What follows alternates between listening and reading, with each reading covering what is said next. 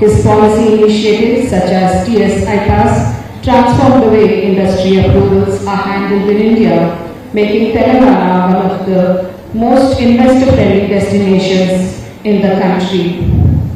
Beyond governance, he is widely regarded as a strong voice for youth empowerment, innovation and progressive urban development. With academic experience from both India and the United States, he brings a global perspective to public policy and economic development.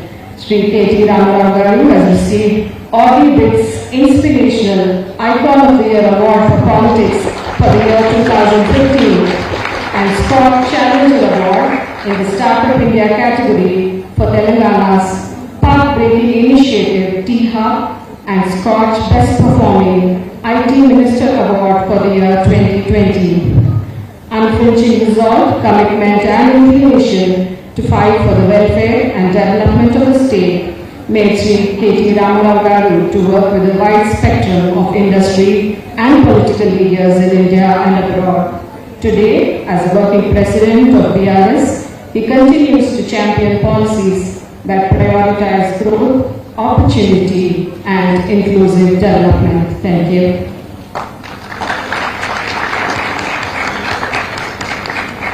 Thank you, ma'am. Now it is my honor to invite the distinguished chief guest, Sri KT Ramarao sir, to kindly take the stage and share his valuable thoughts.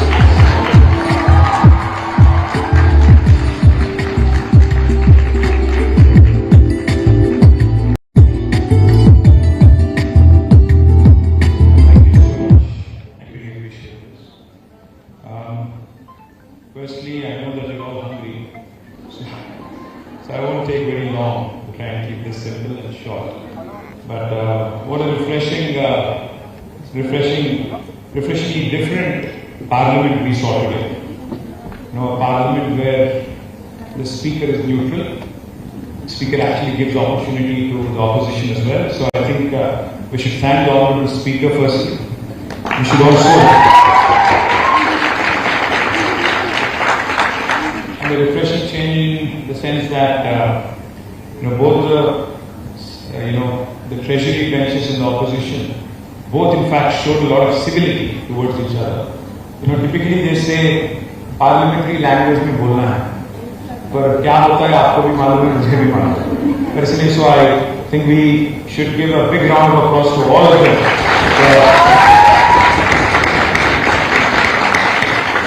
Keeping it very, very civil.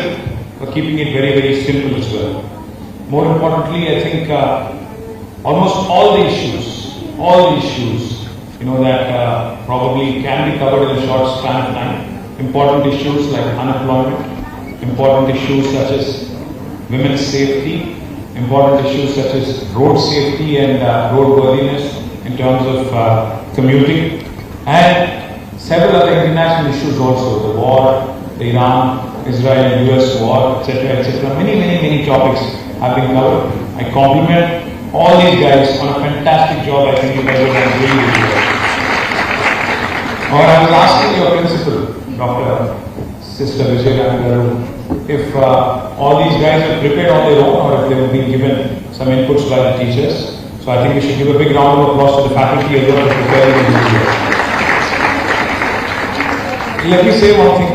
There is a very senior judge in the US Supreme Court, Justice Ruth Bader Ginsburg. She had very famously said, women belong in all places where decisions are being made. Leadership rarely begins the day someone takes office. Leadership begins much earlier, such as in spaces where ideas are debated, arguments are sharpened, and voices learn not just to speak, but also to be heard. I think that's exactly what we were witnessing at St. Anne's College today. So I think this hall is one such space where you saw young women trying to understand issues, trying to articulate them, trying to enunciate probable solutions as well. Now I think all of you know just 2 days ago, we had celebrated International Women's Day. Social media was full of posts celebrating women's leadership, achievements, etc. But walking into this hall today, actually, it feels far more meaningful than scrolling through those social media posts. Because today, we are not just celebrating women, we are seeing young women preparing to lead this brilliant country of ours, brilliant state of ours. So I think you see a lot of young women in this room here who possibly, potentially can become politicians, can become leaders, can become public representatives, can become really change makers. Before speaking about larger themes and before speaking about education, because we are in an education institution, let me also acknowledge something important about your institution, the St. Anne's College for Women. Today, education has increasingly become a very noisy space. It's all about marketing. Marketing everywhere, rankings everywhere, promotions everywhere. But institutions like St. Anne's, I said this to your principal as well, represent something far more meaningful. For decades, for almost 43 years, St. Anne's College has quietly gone about it, doing quality education and consistently doing this, the real work that is needed. That is something really appreciable. And all of this is being done without any noise, without spectacle, but with enormous impact. You have educated, ma'am, generations of young women and prepared them to step into the world with confidence, independence and purpose. And when an institution goes a step further and creates a platform like Youth Parliament, it does something even more significant. It encourages young women not just to pursue careers, but also to engage with governance, public life and leadership qualities as well. Let me share something interesting with you. On January 26, 1950, India became a republic. On that very same day, Supreme Court of India also was established. And yet, almost 8 decades later, we're almost on the verge of 8 decades plus, India has never had a women Chief Justice so far. This fact should not discourage you. In fact, it should encourage you. Very soon we will be having our first Chief Justice of India, a lady Chief Justice of India, Justice Nagarjuna. Hopefully, some of you in this room, because you're all students of BA, public admin, I think journalism and multiple other courses, hopefully the next Chief Justice of India can also come from a hall like this. A young woman can start leading this country. As you all know, we are the world's largest democracy. But democracy does not necessarily mean elections alone and speeches alone. Democracy is when people participate. When citizens participate, when citizens are aware, when citizens are thoughtful, when they are responsible, and when they are willing to engage with leadership. Now, what do I mean when I say participate? Most of you young women have voting rights. Anybody who is above the age of 18 has a voting right. How many of you have had the opportunity to vote so far? You had the opportunity, but did you vote? Yes. You did? Yes. No, I'm glad you did if you did. Because one of the things I see and I really feel sad for is young, educated voters in India, especially those living in urban pockets like Hyderabad. They don't show up to vote. उनके लिए election का दिन छुट्टी कर रहे हैं. उनको लगता है कि उस दिन हॉलीडे मिल गया, फिर कौन जाएगा वो बूथ पे और 1-2 घंटे वहां खड़े रहना और टाइम वेस्ट क्यों करना है. But the fact of democracy is, in a democracy, politics decides your future. In a democracy, politics decides your future. I heard the loudest cheer when the girl who was representing Ravichandra spoke about how bad our roads are, how many potholes there are. आप लोग बहुत ज़्यादा ताली मार रहे थे. पर आपको एक बात मैं याद दिलाना चाहता हूँ कि अगर आप पार्टिसिपेट नहीं करते हो आपके कॉर्पोरेटर इलेक्शन में, आपके कॉर्पोरेटर को चुनने में, if you don't participate in electing your local corporator, local MLA, local member of parliament, what happens is only those who show up to vote, their opinion counts. Only their thoughts and their views count. Those who don't show up, unfortunately, even though you might have the best of intentions, even though you might want the best of roads, best of colleges, best of facilities, if you don't show up and vote those people who have the right intentions, then nothing counts. So my humble appeal to all of you, when I say you have to be involved and participate in the process, I don't mean all of you have to start contesting elections. at least participate in the process, at least show up. You know, 1-2 घंटा लगेगा. आइए, line में खड़े हो जाइए, and maybe take the bull by the horn. And if you don't like somebody out, kick them out. If you like somebody, vote them in. That's how democracy thrives. So my humble request to all of you, please participate. Social media पे तो आप सभी लोग हैं. I'm sure all of you are in Insta. All of you. कोई Twitter पे भी है. कम. क्या Twitter बुढ़ों का रखा है? Insta पे सब लोग हैं ना. Insta पे रील देखना तो आसान है. Swipe करना आसान है. I wish it was so easy, as easy to change our governments just like that when you don't like the road. But unfortunately, it's not. It doesn't work that way. Insta पे you can just, you know, move something in a second, microsecond. But government को 5 साल के लिए चुना जाता है. एक बार अगर गलती करते हो, तो उसके साथ 5 साल आपको झेलना पड़ेगा. That's what you want to get into your heads. कि एक गलत वोट की सजा 5 साल. So इसीलिए you have to show up, you have to vote for those people who truly believe that they can do something. My humble request also to you, you know, platforms like this matter.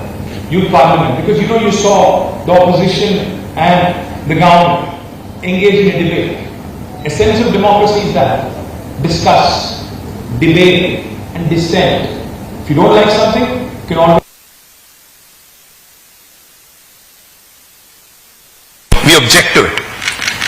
There's a very popular saying in English which says, you know, in a democracy, the opposition has its say and the government has its way. Because the opposition will continue to represent the people's issues. But the government, because they have the majority numbers, they can pass legislations, they can pass resolutions, they can get their business done. So, but the opposition still should be heard. The opposition should be given a voice. Only then democracy will truly thrive. I must compliment the leader of opposition here. I don't know your name, beta. Tanu? Tanushri. I wish Rahul Gandhi spoke as eloquently as Tanushri, honestly. Because she spoke really well. When I was listening to you, I was making notes, mental notes. Seriously, very, very well spoken. Honestly, you know, only when opposition raises issues the way she did, only when you're eloquent, only when you succinctly, in the limited time that you're given, you're able to present your argument, only then people can connect to it. So my humble request to all of you, there are issues, there are very, very important issues that have been discussed today. One of the issues that was raised by 2 or 3 members from the opposition was about war. There is so much panic in the country right now. Hotel associations are coming to us saying LPG nahi milne wala hai, hotel band karna padega, etc., etc. There is a panic mode in the country, in India right now as we speak, not just in Iran or Israel or the Middle East. But we are starting to feel the impacts of this mindless war, which was also raised here. But the fact is, when I was listening to these girls, I realized something. Maybe I'm right, maybe I'm wrong. You know, all the presidents, all the prime ministers, the chiefs, the heads, who are warmongering, I have to say this with utmost candor, have all been men.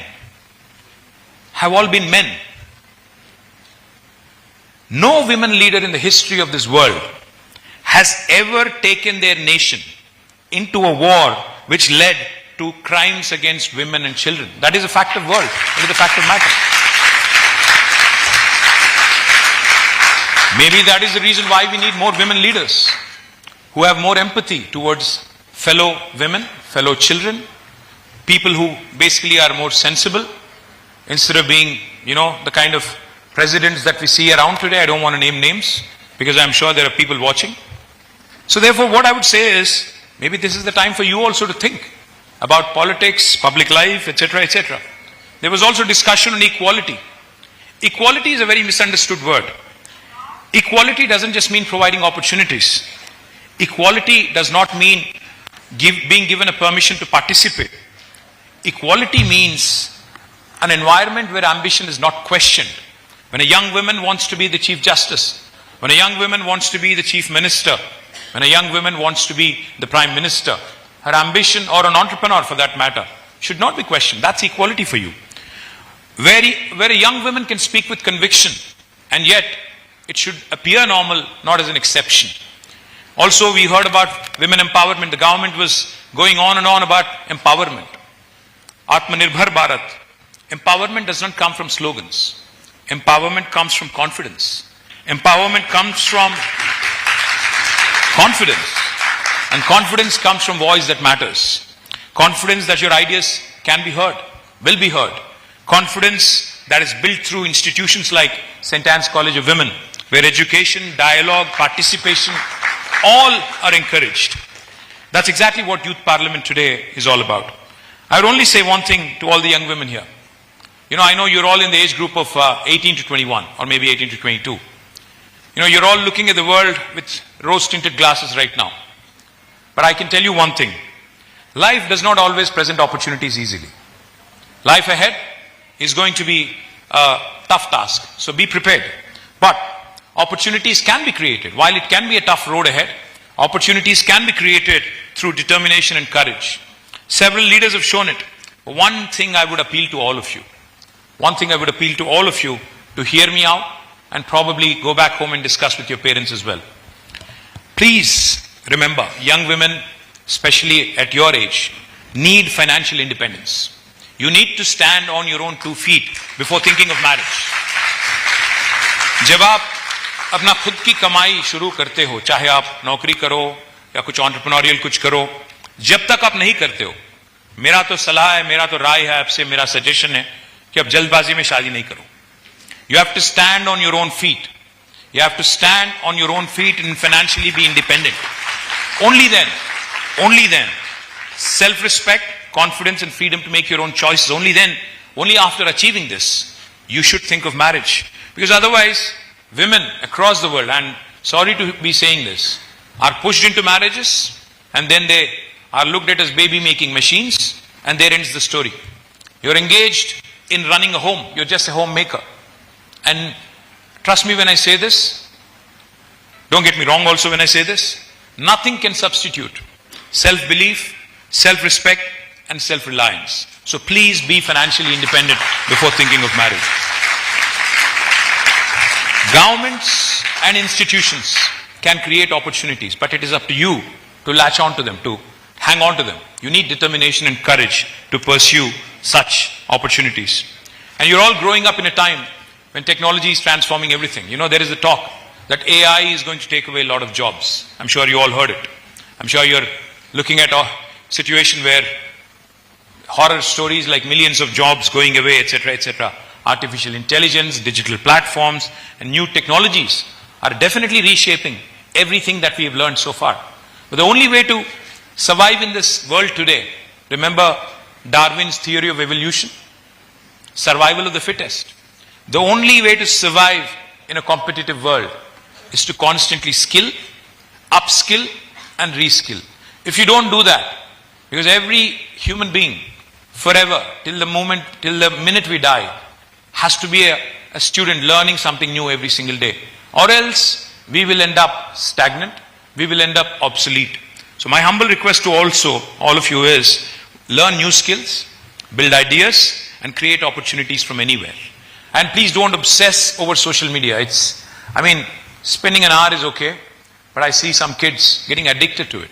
Constantly on the phone, constantly engaged in reels. That's not going to serve any purpose.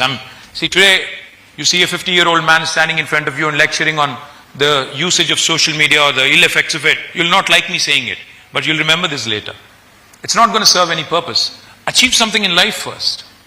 Accomplish something in life first, and then you have enough and more time to do whatever you want. Let me also tell you that, opportunities are aplenty.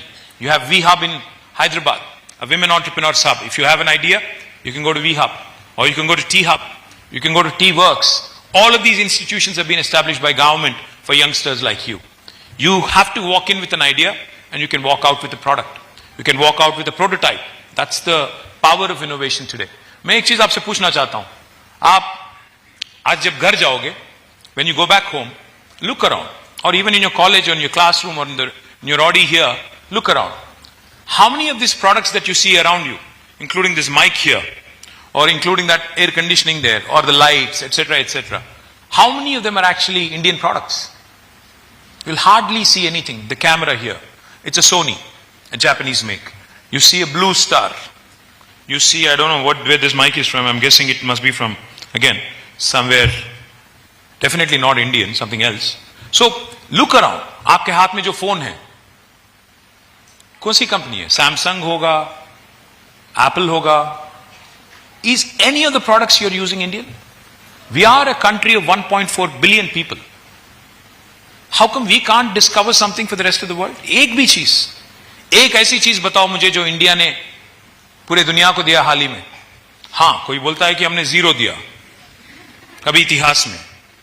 हाँ, zero तो दिया हमने, पर उसके बाद क्या?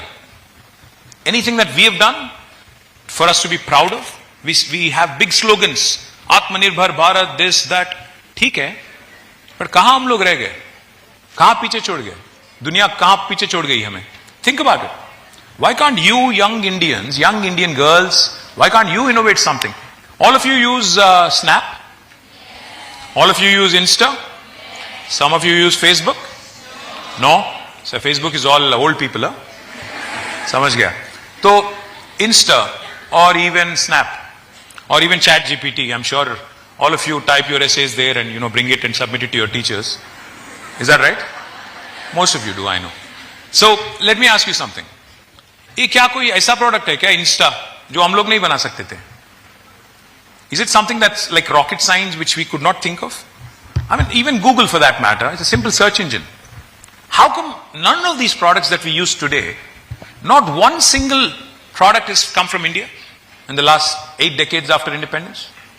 How come we don't think that, we have to come out with world-class products and, change the world, etc., etc.? How come we lost that appetite? How come we lost that, strive, ambition? Because you guys are told from a very early age कि आपको पढ़ना है, जिंदगी में risk नहीं लेना है, अच्छे मार्क्स लाना है, उसके बाद ही में एक नौकरी करना है, उसके बाद ही में शादी करना है, उसके बाद में शादी करना है. उतना ही ना? किसी को बोलते हैं कि लॉयर बनो, किसी को बोलते हैं कि डॉक्टर बनो, किसी को बोलते हैं कि इंजीनियर बनो, किसी को बोलते हैं कि आप एकेडमिशियन बनो. उसके अलावा क्या? And there are enough and more people telling you कि रिस्क नहीं लो, don't take a risk. But my sincere suggestion to you, I am a middle-aged man here standing in front of you. My sincere suggestion to you, life goes by in a blink. I still remember my college days. Now all of a sudden I am 50. So life goes in a jiffy. You don't realize it. My kids are in college now. You don't realize it. And you're given only one life, by the way. You only live once. So live it well. Live it boldly. Dream big. Think big. Pursue it. If you fall, it's okay. If you pursue a dream and you fall, you fail, it's okay. You can always get up. You can always bounce back. You have enough. You are very, very well equipped with the kind of education you've received. So be bold, be ambitious, be aggressive. हाँ, the world will tell you. आप जो सोच रहे हो वो नामुमकिन है, नहीं होना है, पागल हो क्या? बोलेंगे आपको. People will discourage you. Initially they'll laugh at you. They'll mock you. Then they'll argue with you. And eventually when you win, they will clap for you. That is how the world works. So don't ever let somebody else tell you that you can't do something. I mean, not when it comes to snatching your phone, when your mom tells you give me your phone. Not that kind of argument I'm talking about. I'm talking about dreams for life. My humble request to all of you, governments and institutions can only enable opening doors and enable creating an environment, etc., but it's up to you to pursue those ambitions. Lastly, I'll say only one thing. Women, like I said, Justice Ruth Bader Ginsburg, women belong in all places where decisions are being made, is what she said. And when we look around the world today, yes, there are some very, very important women who are increasingly shaping those spaces. Leaders like Angela Merkel, who guided Germany through some of Europe's most challenging economic and political movements. Prime Minister Jacinda Ardern of New Zealand, who demonstrated how leadership can be both compassionate and decisive. Kamala Harris, the Vice President of the United States, who broke barriers to become the first black woman Vice President of the US. And here in India, we have seen some remarkable women rise to positions of power and influence across different fields. Indra Nooyi, who went from Chennai to leading one of the world's largest global corporations like Pepsi. Geeta Gopinath, shaping economic thinking at the highest levels of global financial institutions such as the International Monetary Fund. Falguni Nair, who built Nykaa into one of India's most successful unicorn/entrepreneurial stories. Kiran Bedi, the first lady IPS officer who challenged conventions and redefined leadership in public service. Srimati Mamata Banerjee, who built a political movement and went on to be the leader of one of India's largest states. These journeys remind us of something important. Glass ceilings are not permanent. They exist only until someone decides to break them. So maybe it is you girls who probably need to think bold and think big. It all begins, this journey to break glass ceilings begins in classrooms like this. It begins when young women like you begin to start thinking independently, speak confidently, and participate fearlessly just the way these guys did. So speak, debate, question, participate, because the future of democracy will not only be shaped in parliaments, it will also be shaped in places like this by young women who are prepared to lead. And I truly hope that many of the future leaders of our country emerge from institutions like this. And if any of you are interested in politics, any of you at all, I also extend open invitation to join me as I work to and come back in Telangana. So thank you very much. I sincerely appreciate this opportunity that has been given to me, and I compliment the organizers, especially Public Admin Head Lavanyanjali Garu, who's invited me for this event. Thank you very much for this wonderful opportunity. Jai Hind, Jai Telangana.